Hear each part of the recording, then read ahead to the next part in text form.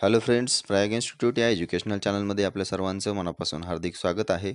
आपल्या 24 मार्च रोजी होणारी जी कंबाईन एक्झाम आहे, त्याच्या निमित्ताने आपण काही क्वेश्चन्स आज डिस्कस करणार आहोत. हे सामान्य विज्ञान या विषयाचे असणार आहेत आणि सर्वात महत्त्वाची एक गोष्ट अशी आहे, की कंबाईन एक्झामच्या प्रिपरेशनसाठी नाही म्हणता येणार, तर सामान्य ज्ञान म्हणून जे की काल परवाच तलाठी भरती असेल किंवा जिल्हा परिषद भरती असेल किंवा इतर काही स्पर्धा परीक्षा असतील, त्या जवळपास 2 ते 3 हजारांच्या आसपास जागा निघालेल्या आहेत. त्याच्या सर्वांनी ऑनलाईन फॉर्म देखील भरण्यासाठी डेटसुद्धा दिली गेलेली आहे. आता त्या सर्व जागेंसाठी सामान्य ज्ञान, जनरल सायन्स म्हणून एक त्यात सब्जेक्ट आहे. काही परीक्षांमध्ये 25 क्वेश्चन 50 मार्कासाठी आहेत. काही क्वेश्चन्स 25 मार्क 25 क्वेश्चन 25 मार्कासाठी आहेत. आणि एम-पी-एस-सी थ्रू ज्या काही एक्झाम कंडक्ट होत असतात, त्या एक्झाममध्ये जवळपास 15 क्वेश्चन्स या सायन्सवरती विचारलेली असतात. ठीक आहे. मग त्याच्यामध्ये राज्यसेवेमध्ये किंवा पी-एस-आय, एस-टी-आय किंवा ए-एस-ओ असेल, यांच्यामध्ये सुद्धा सायन्सला वेटेज या एक्झाममध्ये जास्त असतं. आणि सर्वात महत्त्वाची एक गोष्ट अशी आहे, की या सब्जेक्ट्समुळं जवळपास हा एक सब्जेक्ट झाला, जिओग्राफी झाला, पॉलिटी झाला, पुन्हा हिस्ट्री झाला. हे जे कंटेंट बेस किंवा ह्यातलं जे कंटेंट आहे, त्याच्यावरती जे क्वेश्चन्स विचारलेले असतात आपल्याला, तर त्याच्यामध्ये जेमतेम विद्यार्थी सर्वच याच्यामध्ये अभ्यास करून येत असतात. पण स्पेशली विज्ञान म्हटलं, सामान्य ज्ञान म्हटलं, की त्याच्यामध्ये विज्ञानातले बरेच काही क्वेश्चन्स येत असतात आणि बरेच असे विद्यार्थी आहेत, की त्यांना विज्ञानाची खूप भीती वाटते आणि त्यामुळं ते थोडंसं या विषयाकडे पाहत नाहीत आणि ऑदर कंटेंट आणि बुद्धिमत्ता असेल किंवा अंकगणित असेल, यावरती ते जास्त डिपेंड राहत असतात. ठीक आहे. तर आपण जे क्वेश्चन्स यामध्ये डिस्कस करणार आहोत या आपल्या लेक्चरमध्ये, तुम्ही एवढे जरी लेक्चर्समधले क्वेश्चन्स जरी पूर्ण अटेम्प्ट केले, यापूर्वीचा सुद्धा एक पार्ट मी अपलोड करण्यात आलेला होता या ठिकाणी. त्याच्यामध्ये विज्ञानचा अभ्यास कसा करायचा याच्याबद्दल मार्गदर्शन केलेलं होतं आणि त्यानंतर तुम्ही तशा पद्धतीने करू लागलात का नाही लागलात, हे तुम्ही तुमच्या सेल्फ यालाच उत्तर द्यायचं आहे. ओके. आणि त्यानंतर जे क्वेश्चन असतात, ते क्वेश्चन्स सोडवण्यासाठी किंवा लवकरात लवकर तुमची रिव्हिजन या बिफोर एक्झामशी होणे अतिशय आवश्यक आहे आणि त्यासाठी एक क्वालिटी मटेरियल आवश्यक आहे, की जेणेकरून आयोग त्यावरती नेहमी-नेहमी प्रश्न विचारत आहे. आणि नेहमी-नेहमी विचारणारे प्रश्न याच्यावरती आपण डिस्कशन करणार आहोत आज आणि ते तुम्हाला बेनिफिशियल ठरणार आहे. ठीक आहे.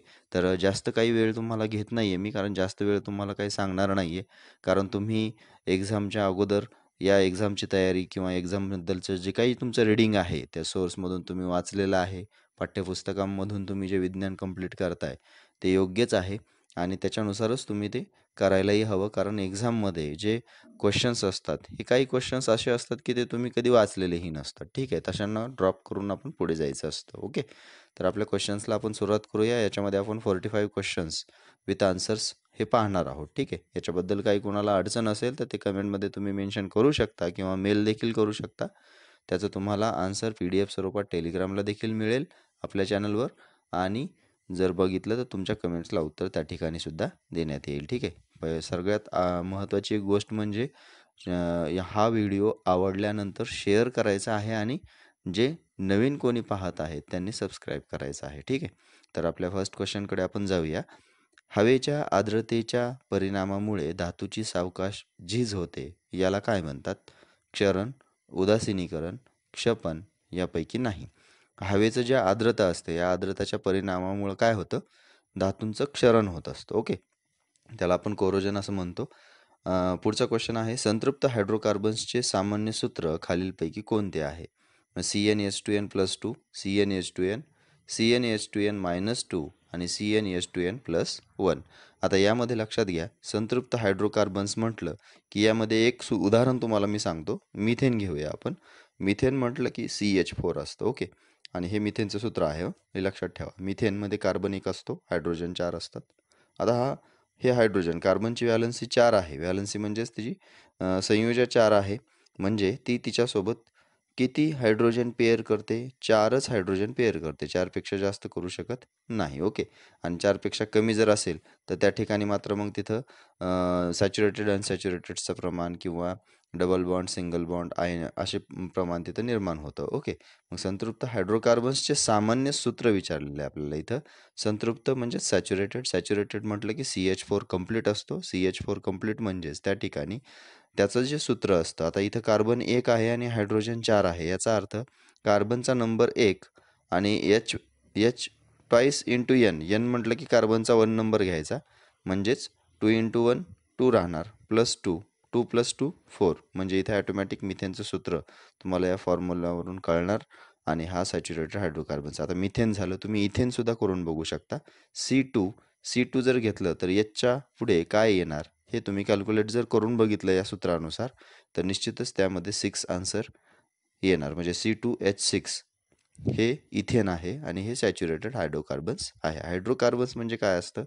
हायड्रो म्हणजे H आणि कार्बन्स म्हणजे CHचा त्याच्यामध्ये संबंध असतो. मग ते सॅच्युरेटेड हायड्रोकार्बन्स, अनसॅच्युरेटेड हायड्रोकार्बन्स असे त्याच्यामध्ये प्रकार देखील असतात. ऑप्शन नंबर फर्स्ट हे आपलं या ठिकाणी आन्सर राहणार आहे.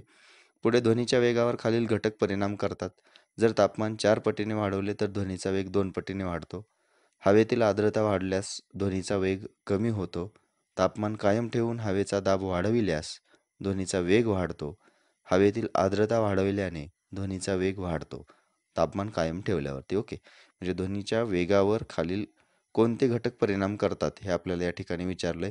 जर तापमान 4 पटीनं वाढवलं तर ध्वनीचा वेग 2 पटीनं वाढतो, हे बरोबर आहे. हवेतील आर्द्रता जी वाढवली त्यामुळे ध्वनीचा वेग देखील त्या ठिकाणी वाढत आहे.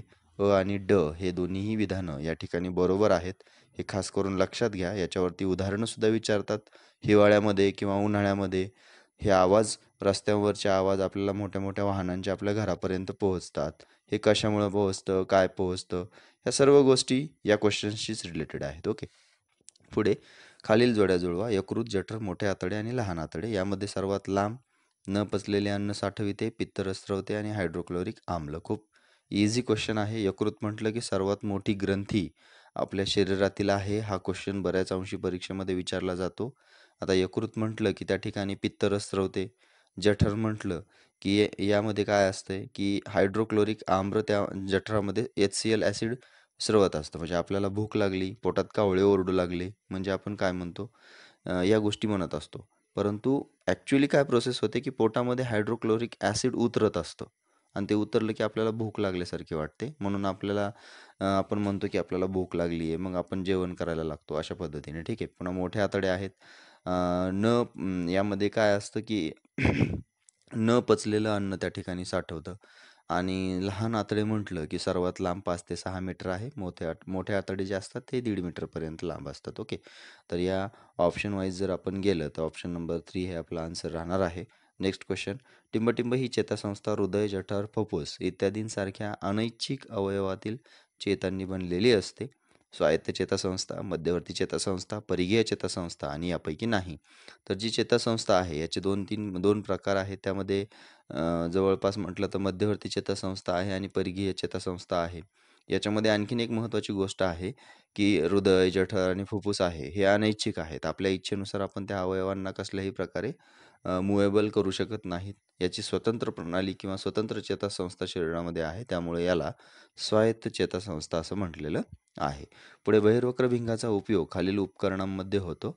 संयुक्त सूक्ष्मदर्शी, दूरदर्शी, कॅमेरा, वाहनांचे हेडलाईट्स. आता वाहनांचे हेडलाईट्स जे असतात, त्यामध्ये जवळपास बघितलं तर आपण बहिर्वक्र भिंगांचा वापर त्या ठिकाणी करत नाही. त्या ठिकाणी आंतरवक्र आरशांचा वापर केलेला असतो. संयुक्त सूक्ष्मदर्शी, दूरदर्शी आणि कॅमेरा यामध्ये बहिर्वक्र भिंगांचा वापर केलेला असतो. ओके. पुढे वनस्पतीच्या खोडाच्या वाढीसाठी खालीलपैकी कोणकोणते संप्रेरक आवश्यक असते? त्यामध्ये सायटोकायनिन्स व ऑक्झिन्स, झिब्रेलिन, ऑक्झिन्स, ॲब्सिसिक आम्ल व सायटोकायनिन्स असे वेगवेगळे पदार्थ दिलेले आहेत. इयत्ता 9वीच्या पुस्तकामध्ये तुम्हाला ते वाचायला मिळेल. आता नवीन सुद्धा पाठ्यपुस्तकं त्यामध्ये आलेली आहेत. संप्रेरक किंवा हार्मोन्स तुम्ही जरी टाकले, तरी नेटवरती तुम्हाला हे सर्व नावं मिळतील. त्याचे फायदे काय होतात? काही फळं वाढींसाठी असतात, फळांचा आकार वाढवण्यासाठी असतात, काही खोड वाढवण्यासाठी असतात, काही वनस्पतींची पानं किंवा उंची किंवा त्याचं वाढ लवकरात लवकर व्हावी याच्यासाठी वेगवेगळी संप्रेरकं असतात. जिब्रेलिन्स अशा प्रकारचं संप्रेरक आहे, की ते खोडाच्या वाढीसाठी हे अतिशय आवश्यक असतं. नेक्स्ट क्वेश्चन बघूया. शाश्वत आणि आकर्षक पर्यायी इंधन म्हणून हायड्रोजन हा फ्युएल सेलसाठी का उपयुक्त आहे? मध्ये वजनाने हलका, बिनविषारी व मुबलक उपलब्धी, वनस्पतीच्या प्रकाश संश्लेषणाद्वारे हायड्रोजन निर्मिती शक्य, पाण्याच्या विद्युत विघटनाद्वारे हायड्रोजन निर्मिती शक्य, सहज साठवणूक करून वापरता येणे शक्य. आता यामध्ये सर्वात महत्त्वाची एक गोष्ट जी आपल्याला सस्टेनेबल डेव्हलपमेंट करायची आहे, त्यासाठी पर्यायी इंधन म्हणून हायड्रोजन फ्युएल सेलसाठी उपयुक्त आहे, हे बरोबर आहे. मग त्यासाठी तो वजनाने हलका आहे, बिनविषारी आहे, मुबलक उपलब्ध आहे त्याची. पुढे वनस्पतीच्या प्रकाश संश्लेषणाद्वारे सुद्धा हायड्रोजन निर्मिती होते, हिल रिॲक्शन म्हणतो आपण त्याला. पुढे पाण्याचा विद्युत विघटनाद्वारे हायड्रोजन निर्मिती होते, बरोबर आहे. मग या सर्व गोष्टी या ठिकाणी या आकर्षक पर्यायी इंधन म्हणून किंवा शाश्वत इंधन म्हणून हायड्रोजन फ्युएल सेलसाठी उपयुक्त आहे. ऑप्शन नंबर 2 हे त्याचं आन्सर राहील. पुढे विजेच्या बिलावरील 1 युनिट हे विद्युत शक्तीचे एकक आहे. खालीलपैकी योग्य पर्याय शोधायचा आहे. 1 युनिट म्हणजे 1 kilo watt per hour. 1 unit म्हणजेच 3.6 × 10⁶ जूल. 1 युनिट म्हणजेच 3.6 × 10⁶ वॅट सेकंद आणि 1 युनिट बरोबर 1 वॅट असं या ठिकाणी दिलेलं आहे. शक्तीचे एकक आहे ब आणि क हे तीनही ऑप्शन या ठिकाणी बरोबर आहेत. चौथं विधान या ठिकाणी चुकीचं आहे. खालीलपैकी कोणता रोग बाजरी पिकावरती पडतो? तांबेरा, विलट, लीप स्पॉट, आरगट. आरगट हा रोग जो आहे हा बाजरी पिकावरती पडतो. जोड्या जुळवायच्या आहेत. Acetic acid, formic acid, lactic acid, ascorbic acid. आता पुढे ब गटामध्ये दिलं आहे दही, आवळा, मुंग्यांमध्ये आणि विनेगारमध्ये. आता जे ॲसिड्स आहेत हे कुठल्या कुठल्या उदाहरणांमध्ये आहेत हे सुद्धा आपण लक्षात घेऊ शकतो आणि त्यावरतीच हा प्रश्न आहे. बऱ्याच अंशी परीक्षेमध्ये विचारण्यात आलेला देखील आहे. ठीक आहे. तर कधी-कधी विधानांमध्ये सुद्धा आणि ब मध्ये विचारला जाऊ शकतो हा. ॲसिटिक ॲसिड जे आहे हे कशामध्ये असतं? तर हे जवळपास बघितलं तर विनेगारमध्ये असतं. त्यालाच आपण नवसागर सुद्धा म्हणतो. पुढे फॉर्मिक ॲसिड आहे. फॉर्मिक ॲसिड जे आहे हे मुंग्यांमध्ये असतं. पुढे लॅक्टिक ॲसिड आहे. हे लॅक्टिक ॲसिड दह्यामध्ये असतं आणि अस्कॉर्बिक ॲसिड म्हटलं की ते आवळा किंवा सायट्रस फ्रूट याच्यामध्ये ते असतं. ओके. तर हे ॲसिड आणि त्याची असलेली उदाहरणं याच्यावरती सुद्धा प्रश्न विचारला जाऊ शकतो आणि हे निश्चितच तुमचं 1, 2, 3 जरी 2 जरी माहीत असले तुम्हाला तर त्यामध्ये 50-50 एलिमिनेशन ऑप्शन्सच्या मेथडद्वारे तुम्ही आन्सर काढू शकता. पुढे योग्य जोड्या लावायच्या आहेत. यामध्ये गॅल्व्हनायझिंग, विद्युत विलेपन, धनाग्रीकरण आणि संमिश्रीकरण आहे. पितळ, प्रेशर कुकर, चांदी विलेपित चमचे आणि चकाकणारे लोखंडी खिळे आहेत. आता गॅल्व्हनायझिंग म्हटलं की विलेपनाची प्रोसेस आहे. ओके. पुढे नंतर विद्युत विलेपन आहे. त्या ठिकाणी चांदी विलेपित चमचे करायचे आहेत. धनाग्रीकरण म्हणजे त्या ठिकाणी एक प्रोसेस आहे प्रेशर कुकरची. अगदी तशा पद्धतीने धनाग्रीकरण होतं आहे. पुढे संमिश्रीकरण आहे. संमिश्रीकरण म्हणजेच पितळ आहे. ओके. तर ऑप्शन वाईज आपण गेलो तर गॅल्व्हनायझिंग म्हटलं की चकाकणारे लोखंडी खिळे, विद्युत विलेपन म्हटलं की चांदी विलेपित चमचे, धनाग्रीकरण म्हटलं की प्रेशर कुकर आणि संमिश्रीकरण म्हटलं की पितळ. हे त्या संकल्पनेची उदाहरणं आहेत. तर ही आपण लक्षात घ्यायची आहेत आणि विज्ञानामध्ये असेच प्रश्न जास्त विचारलेले असतात जे की तुम्हाला आकलन झालेल्या उदाहरणांकडे घेऊन जात असतात दैनंदिन जीवनातल्या. ओके. पुढे किरणोत्सारी प्रारणांचा तीव्र संसर्ग झाल्याने सोमॅटिक इफेक्ट घडून येतो आणि पेशींवर कोणता परिणाम होतो? किरणोत्सारी प्रारणं आहेत त्यांचा तीव्र संसर्ग झाल्याने सोमॅटिक इफेक्ट घडून येतो आणि तो पांढऱ्या पेशींच्या गळतीमध्ये परिणामकारक वाढ घडवतो. ठीक आहे. ऑप्शन नंबर फर्स्ट या ठिकाणी आहे. ऑप्शन्स वाचायची मी जास्त काही ही घेतली नाही. तुम्हाला सर्व ऑप्शन्स दिसत आहेत. तुम्ही सोडवण्याचा प्रयत्न जर करत असाल तर क्वेश्चन वाचल्याबरोबर व्हिडिओ पॉज करत जात जा आणि तुम्ही त्याचा आन्सर काढून ठेवत जात जा आणि नंतर टॅली करत जात जा. ठीक आहे. आणि त्यात जर काही एक्स्ट्रा इन्फॉर्मेशन जर तुम्हाला टाकायची असेल तर त्यामध्ये ती कमेंटसुद्धा तुम्ही करू शकता. इंद्रधनुष्यातील सगळे रंग एकत्र केल्यास कोणता रंग मिळेल? काळा, पांढरा, हिरवा आणि लाल. तर यामध्ये ऑप्शन्स दिलेली आहेत. तुमची अचूकता, नेमकेपणा आणि तुम्ही जर घाई केली या क्वेश्चनमध्ये तर 100% चुकणार. त्यासाठी पर्यायी उत्तरं दिलेली आहेत. प्रश्न सोपाच आहे. जे प्रिझम्स मध्ये प्रयोग केलेला होता आपण की सगळे रंग जे बनलेले आहेत हे कोणत्या रंगामुळे बनलेले आहेत? पांढऱ्या रंगामुळे बनलेले आहेत आणि सगळे रंग एकत्र केल्यावरती कोणता रंग मिळणार आहे? निश्चितच पांढरा रंग मिळणार आहे. ब नंबरच्या ऑप्शनमध्ये आपल्याला दिलेलं आहे, पण पर्यायी उत्तरामध्ये मात्र ऑप्शन नंबर 3 मध्ये ब आहे. हे इथं आपण लक्षात घ्यायचं आहे. बऱ्याच अंशी क्वेश्चन्समध्ये अशा पद्धतीची एक फसवी ऑप्शन पद्धत, ऑप्शन मेथड ही तुम्हाला दिली गेलेली असते या ठिकाणी. त्यासाठी व्यवस्थित रीड करायचं आहे ऑप्शन क्लिक करायच्या पूर्वी. ओके. स्वयंपाकघरातील गॅस LPG हा द्रवरूपात सिलेंडरमध्ये असतो. जेव्हा तो सिलेंडरच्या बाहेर पडतो तेव्हा तो वायू बनतो आणि बाहेर पडल्यावरती जळतो. आता याला ज्या प्रोसेस दिलेल्या आहेत त्याला ए आणि बी ने इंडिकेट केलेलं आहे. प्रक्रिया ए हा रासायनिक बदल आहे. आता प्रक्रिया ए म्हणजे काय, की सिलेंडरच्या बाहेर पडतो त्यावेळेस तो वायू बनतो. ओके. कारण LPG जो आहे हा लिक्विफाईड पेट्रोलियम गॅस आहे. सिलेंडरच्या टाकीमध्ये लिक्विड असतं, त्याला लिक्विफाईड करायचं आहे आणि पेट्रोलियम गॅसमध्ये रेग्युलेटर फिरवल्यावरती रूपांतर होणारं आहे. ठीक आहे.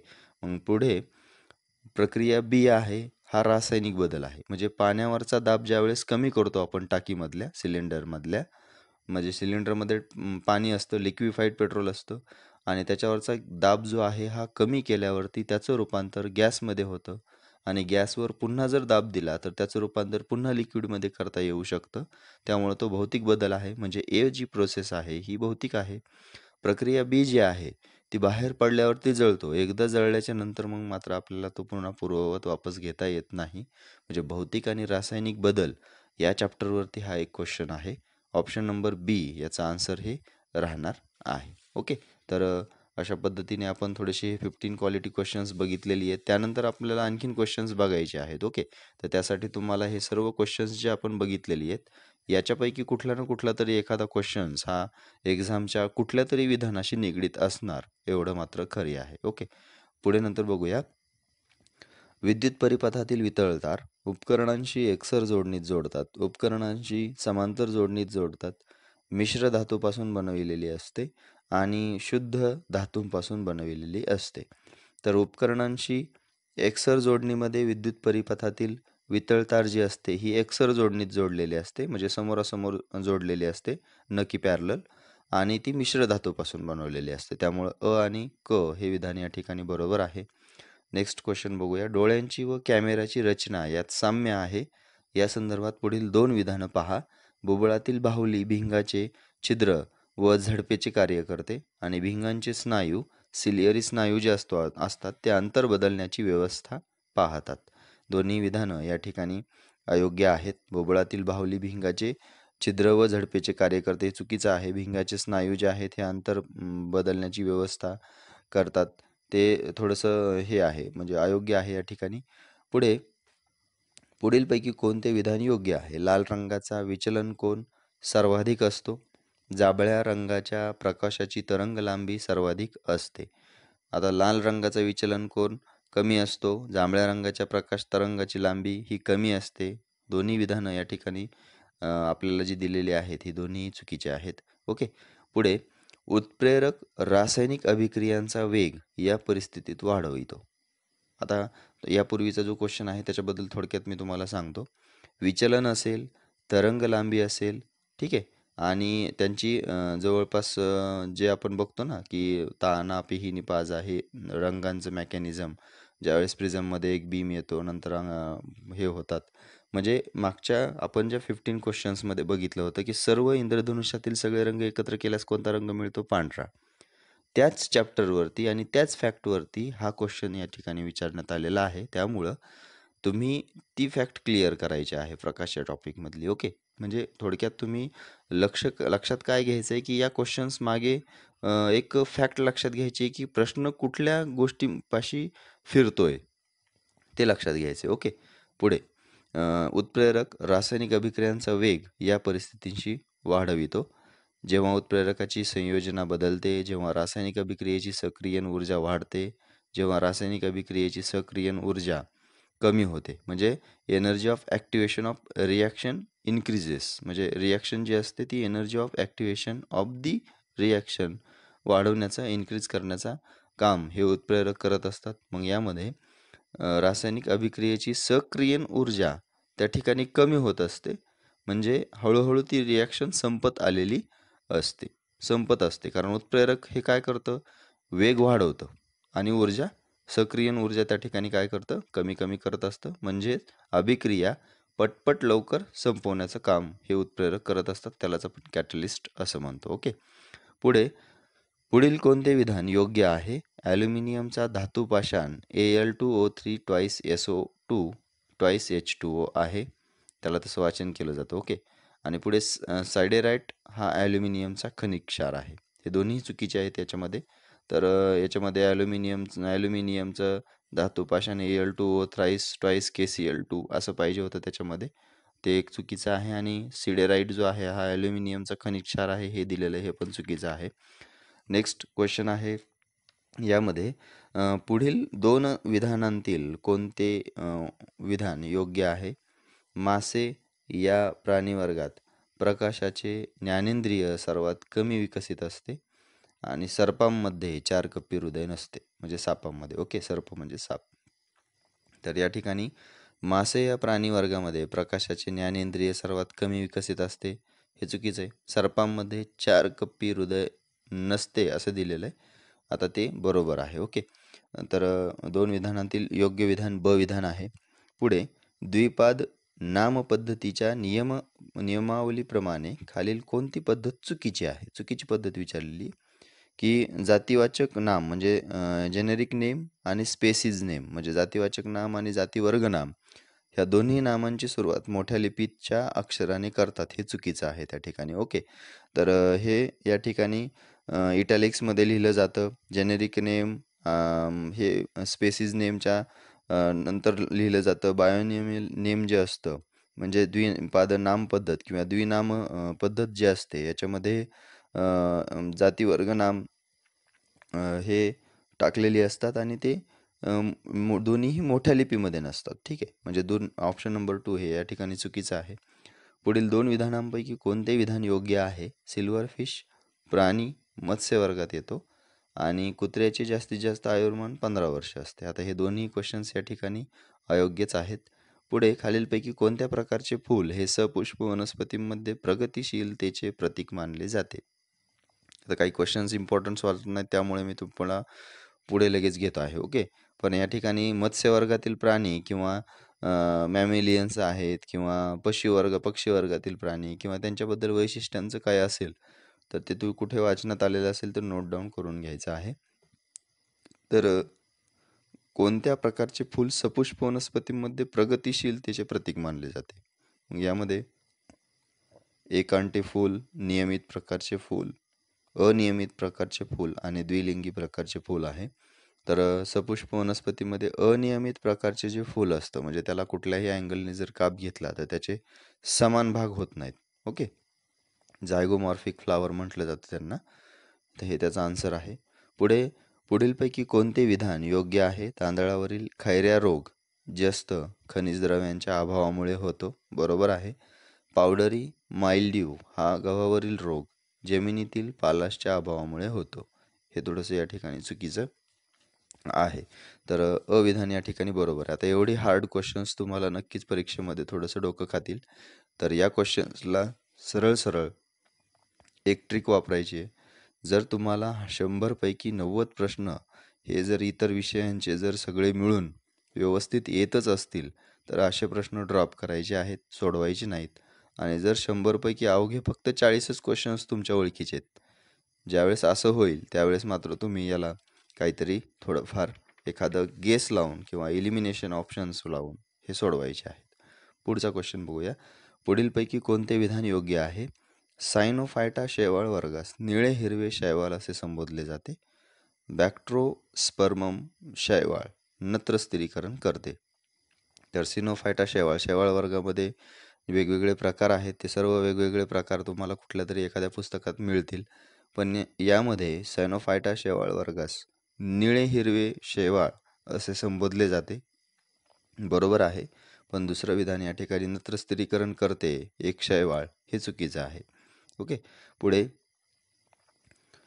पांढऱ्या रक्तपेशी अस्थिमध्यात बनतात आणि पांढऱ्या पेशी जीवाणूंना किंवा बॅक्टेरियांना या पांढऱ्या पेशी संपवतात. दोन्ही विधानं योग्य आहेत. पुढे भारतीय आहारात व्हिटॅमिन ए हे मुख्यत्वे टिंबटिंबपासून मिळते. फायटिन, टॅनिन, ऑक्सिटोसिन आणि कॅरोटीन. त्याचा आन्सर आहे कॅरोटीन. ओके. पुढे शाकाहारी मेदामध्ये टिंबटिंब असते व ते खोलीच्या तापमानाला टिंबटिंब असते. म्हणजे शाकाहारी मेदामध्ये असंतृप्त मेद आम्ल असतं शाकाहारी मेदामध्ये. ओके. सॅच्युरेटेड नसतं, ते अनसॅच्युरेटेड फॅटी ॲसिड्स असतं आणि खोलीच्या तापमानाला ते एक प्रकारे द्रव रूपामध्ये असतं. तर हे थोडंसं हार्ड लेवलचे क्वेश्चन्स सायन्समध्ये याच्यामध्ये आलेली होती. तर तुम्ही अशा पद्धतीची क्वेश्चन्स जे की तुम्हाला खूप काही हेडॅक करतील असे प्रश्न ड्रॉप करायचे आहेत. फक्त तुम्हाला अदर कंटेंटचे जर प्रश्न काहीच जर येत नसतील किंवा अशाच पद्धतीने ते सुद्धा हेडॅक करत असतील तर मग मात्र तुम्हाला त्या ठिकाणी इलिमिनेशन मेथड करून एक प्रकारे ज्याला आपण तुक्का मारणे म्हणतो ती पद्धत थोडीशी वापरावी लागेल. परंतु नियर अबाउट जर तुम्हाला 55% प्रश्न जर एक्झाममधले येत असतील तर तुम्ही अशा निगेटिव्ह होणाऱ्या प्रश्नांना हातच लावायचा नाही. ओके. पुढे आता नेक्स्ट आपण बघूया. वीज बिलातील एका युनिटचे KWH ऊर्जा मूल्य किती असतं? ओके. हे आपण अगोदरही बघितलेलं आहे. म्हणजे प्रश्न तुम्हाला लगेच मला सांगायचं काय ते लगेच लक्षात आलं की प्रश्न जो आहे हा कुठल्या मुद्द्याशी कुठल्या मुद्द्यावरच फिरून फिरून येतो ते तुमच्या लक्षात आलेलं आहे या क्वेश्चन्सवरून. ओके. म्हणजे बिल असेल किंवा पुढे बरेच काही क्वेश्चन्स येणार आहेत त्यावेळी तुम्हाला लक्षात येऊन जाईल की तेच तेच रिपीट त्या ठिकाणीच क्वेश्चन्स हा तयार होत आहे एखाद्या फॅक्टभोवती. वीज बिलातील एका युनिटचे KWH ऊर्जा मूल्य किती आहे? तर त्यात 36 गुणिले 10⁵ ज्यूल्स हे त्याचं ऊर्जा मूल्य आहे. पुढे खगोलशास्त्राला समर्पित केलेली भारताची पहिली अंतरिक्ष उपग्रह वेधशाळा कोणती आहे? ती आहे ॲस्ट्रोसॅट. पुढे चष्म्याचे भिंग टिंबटिंब यापासून बनवतात. चष्म्याचे जे भिंग असतं ते फ्लिंट काचापासून बनवलेलं असतं. अमलगम नितांत आवश्यक काय असते अमलगममध्ये? अमलगममध्ये म्हणजेच एक प्रकारे त्याच्यामध्ये पारा आहे, मर्क्युरी असतं, त्याला आवश्यक आहे मर्क्युरीचा अमलगममध्ये. ओके. पुढे कोळशाच्या डिस्टिलेशनने औद्योगिक रसायने प्राप्त होतात. मग डिस्ट्रक्टिव्ह डिस्टिलेशन कसे केले जाते? आता हे सगळं केलं जात असतं. हे सर्व एक हवेच्या पोकळीमध्ये तयार केलेलं असतं. म्हणजे ॲब्सेन्स ऑफ एअरमध्ये केलेलं असतं. त्यामुळं ते पोकळीत डिस्ट्रक्टिव्ह डिस्टिलेशन केलं गेलेलं असतं. पुढीलपैकी काय सोन्यासारखे दिसते म्हणून फुल्स गोल्ड किंवा मूर्खाचे सोने असं त्याला म्हटलं जातं? हेमॅटाइट, मॅग्नेटाइट, सायडेराइट आणि पायराइट. यामध्ये पायराइट जे आहे हे फुल्स गोल्ड किंवा मूर्खाचे सोने असं म्हटलं जातं या पायराइटला. हे लक्षात घ्यायचं आहे.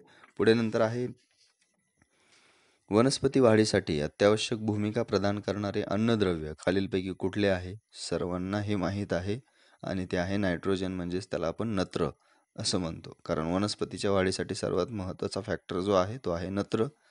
मॉलिब्डेनम, बोरॉन आणि तांबे हे सर्व एकदम एक प्रकारचे मायक्रो हे आहेत, कंटेंट आहेत की अन्नद्रव्य आहेत ते वनस्पतीच्या वाढीसाठी आवश्यक आहेत. पण नत्र हे पुरेशा नसून मुबलक प्रमाणामध्ये नत्र वनस्पतीच्या वाढीसाठी आवश्यक असतं. खालीलपैकी कोणता ग्रुप ड्युएल प्लांट म्हणून ओळखला जातो? ड्युएल प्लांट म्हणजेच एक प्रकारे त्या ठिकाणी शैवाल, लायकेन्स, अँजिओस्पर्म आणि कवक असं आहे. पण त्याच्यामध्ये ड्युएल प्लांट्स म्हटलं की तिथं लायकेन हे आहे. ओके. पुढे टिंबटिंब ही वनस्पती बहुतांशी हिरवळीचे खत म्हणून वापरली जाते आणि तिची तृणधान्याच्या पिकाबरोबर फेरपालट म्हणून लागवड करतात. दहींचा जो असतो का त्याला कंसामध्ये नावसुद्धा दिलेलं आहे, त्याच्यामुळं याचा आन्सर तुम्हाला लगेच सापडेल. बऱ्याच अंशी असे काही ऑप्शन्स असतात की तुम्हाला उत्तरं देऊन जातात. दहीचा ही वनस्पती हिरवळीचे खत म्हणून काय केलं जातं? तृणधान्याच्या पिकांबरोबर त्याची फेरपालट म्हणून ती लागवड केली जात असते आणि त्या एक प्रकारे वनस्पती ज्या आहेत या मातीमध्येच गाडल्या जातात. त्याच्यामुळे त्या खत म्हणून किंवा हिरवळीचे खत म्हणून त्या शेतामध्ये त्या मातीला आवश्यक सकस किंवा त्याच्यामध्ये एक प्रकारे कस निर्माण करतात. ते आहे सेसबानिया कॅनाबिना, त्यालाच द्यायचं आपण असं म्हणतो. खालीलपैकी कोणता प्राणी अरीय सममिती आहे? अरीय सममिती, आता यामध्ये बेडूक, पायला, मासा आणि तारा मासा आहे. अरीय सममिती म्हटलं की या ठिकाणी एक प्रकारे तुम्ही ज्या रॅडियल सिमेट्री म्हणतो आपण त्याला, म्हणजे एक प्रकारे कुठल्याही अँगलमधून त्याला तुम्ही कट करा, त्याचे समान भाग जे आहेत हे पण. ओके. म्हणजे बेडूक असेल, पायला असेल, मासा असेल, यांना मधून जर कापलं तुम्ही तर समान भाग त्यांचे पडतील. जसं आपला उभा छेद घेतला आपण एकदम, तर आपले डावा आणि उजवा हे दोन भाग एकत्र किंवा सारखेच निर्माण होतील. परंतु तारा माशाचे हे निघणार नाहीत. त्यामुळे ते अरियसंमित आहे. त्याचे वेगवेगळे पार्ट्स वेगवेगळ्या भागामध्ये जरी आपण कट केले तरी ते सममित ठरणार नाहीत. ओके. त्यामुळे त्याला अरियसंमित असं म्हटलेलं आहे. पुढे हे जे आहे हे तुम्हाला 10 अपृष्ठवंशीय प्राणी यांचं वर्गीकरण जे आहे त्याच्यामध्ये तुम्हाला या गोष्टी सगळ्या मिळून जातील. खाली उल्लेख केलेले सर्व गुणधर्म कोणत्या संधिपांतात असतात? स्पर्शिकांच्या 2 जोड्या, वृत्तांवरील संयुक्त नेत्र, श्वसनासाठी कल्ले, मौखिक उपांगांच्या 3 वा अधिक जोड्या. प्रश्नामध्ये दिले की सर्व गुणधर्म कोणत्या संधिपातात आहेत. म्हणजे एक प्रकारे आर्थ्रोपोडा जो वर्ग आहे, या आर्थ्रोपोडा वर्गामध्ये असं कुठलं उदाहरण आहे की त्यामध्ये स्पर्शिकाच्या 2 जोड्या आहेत, वृत्तांवरील संयुक्त नेत्र आहे, श्वसनासाठी कल्ले आहेत, मौखिक उपांगाच्या 3 वा अधिक जोड्या असू शकतात. हे क्रॅबमध्ये आहे, खेकड्यामध्ये असतं. ओके. पुढे सॅलामेंडर या प्राण्याचे वर्गीकरण कोणत्या वर्गामध्ये करतात? एव्ज, सस्तन, उभयचर आणि सरीसृप. तर त्यामध्ये सॅलामेंडर हा जो प्राणी आहे हा ॲम्फिबियन आहे. उभयचर प्राणी वर्गामध्ये त्याचं वर्गीकरण केलं जातं. बटाटे, कांदे यांसारख्या भाज्यांना कोंब येऊ नयेत यासाठी कोणत्या किरणांचा मारा केला जातो? आता याला जे नाव आहे किंवा जी ऑप्शन्स आहेत दिलेली अल्फा, गॅमा, मायक्रोवेव्ह आणि अल्ट्राव्हायोलेट. तर याच्यामध्ये बटाटे असतील किंवा कांदे असतील या भाज्यांना कोंब येऊ नये म्हणून यांच्यावरती गॅमा किरणांचा मारा केला जातो. आणि एक प्रकारे ही जी प्रोसेस आहे ही महाराष्ट्रामध्ये मुंबई या ठिकाणी आहे. पुढे हवाबंद डब्यातील खाद्यपदार्थांमध्ये कोणता जीवाणू वाढण्याची शक्यता असते? त्यामध्ये स्टेफिलोकॉकस, बॅसिलिस, स्ट्रेप्टोकॉकस आणि क्लॉस्ट्रिडियम आहे. तर हवाबंद डब्यामध्ये जी जीवाणू वाढण्याची शक्यता आहे ते कुठले आहेत? ते आहे क्लॉस्ट्रिडियम. ओके. आता हे सर्व जे प्रश्न आहेत हे लक्षात घ्या तुम्ही. एक पूर्णपणे जीवशास्त्रावरती जास्त करून फोकस करून या क्वेश्चन्स आलेली आहेत. कधी कधी काय होतं, जीवशास्त्राचा ट्रेंड बदलून भौतिकशास्त्रावरती जास्त येतात, कधी कधी रसायनशास्त्रावरती जास्त येतात. पण जास्त करून भौतिकशास्त्र आणि जीवशास्त्र यावरती जास्त कंटेंट हा विचारण्यात येतो. रसायनशास्त्रामध्ये 3 ते 4 प्रश्न असे असतात की ते तुम्हाला पूर्णपणे जर सायन्स तुमचा असेल तर तुम्हाला ती येऊ शकतात, अन्यथा तुम्हाला ती थोडीशी अवघड जाऊ शकतात. ठीक आहे. पुढे आहे HIV लागणच्या व्यवस्थापन आणि उपचारासाठी कोणते औषध वापरतात. थोडंसं आता हे प्रॅक्टिकली करंट जनरल सायन्सवरती क्वेश्चन आहे. आणि दैनंदिन जीवन असेल किंवा या काही आपल्या समस्या असतील भारतामधील किंवा आपल्या आसपासच्या, तर या समस्येशी रिलेटेड काही रोगासंबंधित प्रश्न किंवा त्याच्या संबंधित लक्षणं किंवा त्याच्या संबंधित औषधं याच्यावरती सुद्धा प्रश्न परीक्षेमध्ये विचारला जातो. जसं की स्वाईन फ्लू होतं, मग स्वाईन फ्लू कशामुळे होतो, त्याचा व्हायरस कोणता आहे, ठीक आहे, त्याची लक्षणं काय आहेत, असे प्रश्न सरळ सरळ तुम्ही कधीमधी विचार करत असताना ते लक्षात ठेवायचे आहेत.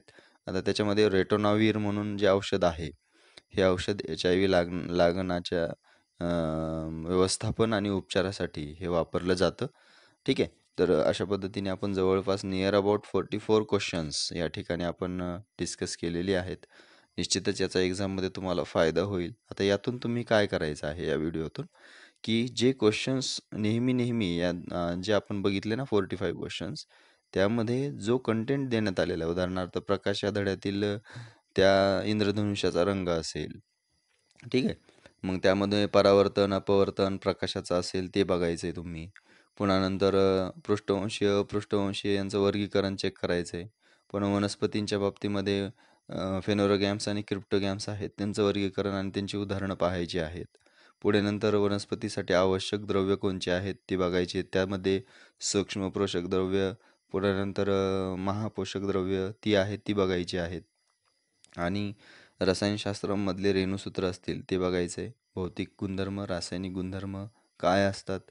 पुन्हा नंतर काही क्रिया आहेत त्याच्यामध्ये संप्लवन, बाष्पीभवन, सांद्रीभवन या सर्व माहीत असणं आवश्यक आहे. पाण्याचं असंगत आचरण माहीत असणं आवश्यक आहे. ठीक आहे. आणि या सर्व प्रश्नांच्या रिलेटेड काही क्वेश्चन्स जे आहेत हे आपल्या चॅनलवरती अपलोड करण्यात आलेले देखील आहेत. त्याची लिंक तुम्हाला डिस्क्रिप्शन बॉक्समध्ये देखील मिळेल.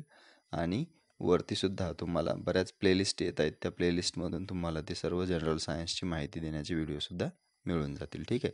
तर व्हिडिओ आवडला असेल तर लाईक करा, शेअर करा आणि जे नवीन कोणी असतील त्यांनी चॅनल सबस्क्राईब करा. अशाच पद्धतीने आपण सेकंड पार्टमध्ये सुद्धा आणखीन महत्त्वाचे प्रश्न विज्ञानाच्या बाबतीमध्ये घेऊन येऊया. भेटू आपण पुढच्या लेक्चर्समध्ये. तोपर्यंत have a nice day. Bye bye and thank you.